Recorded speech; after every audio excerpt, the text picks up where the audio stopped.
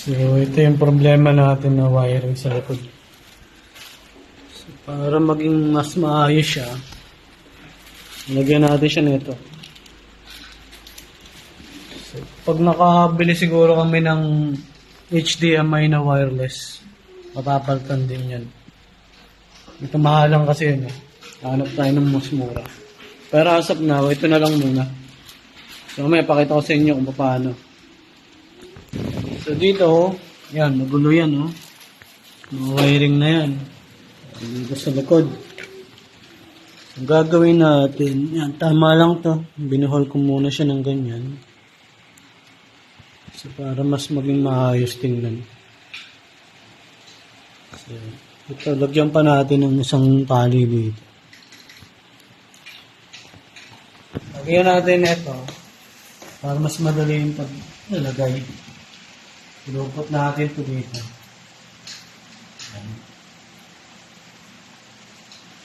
Para hindi siya makalat tingnan. Ito yung gagamitin natin. Paraan para maging organized yung mga wiring. Dami pala nito eh. Pag ganyan yung sobrang kahaba, kasi pwede naman siyang putulin. Ganyan yung tsura niya.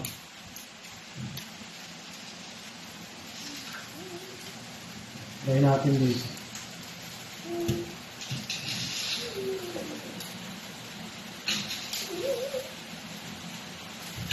Papasok nyo lang yun eh.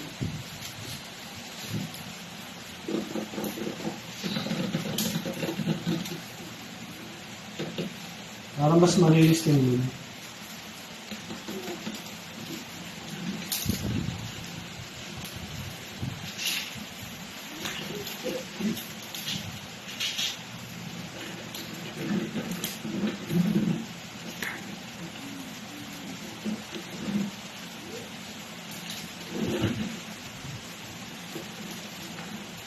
So,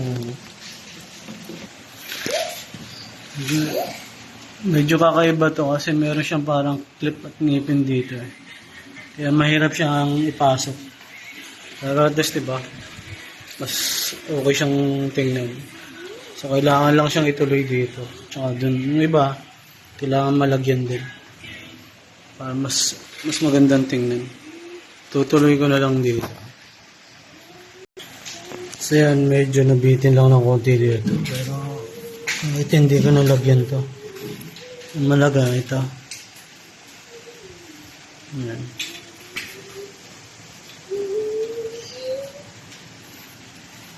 Hindi ko naman siyang i-hide dito sa ilalim.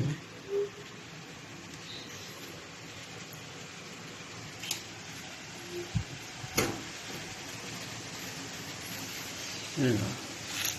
Mas okay siya kumpara kanina.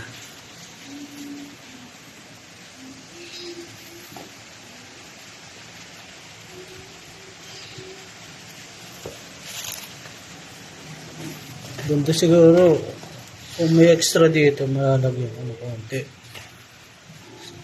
For the meantime, ito na lang muna. Ayan. Kasi pwedeng gupitin yan eh.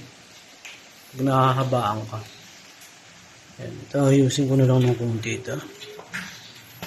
So yan, kung interesado kayo dito sa product na to, dito sa mga office nyo, sa mga computer cable, lagay ko na lang sa description box. Yan. Para mas maayos tingnan. Hindi yung nakalawit na malala. Yan. Sa description box ilalagay yung pinaka-link niya. So, yun lang. Bye po.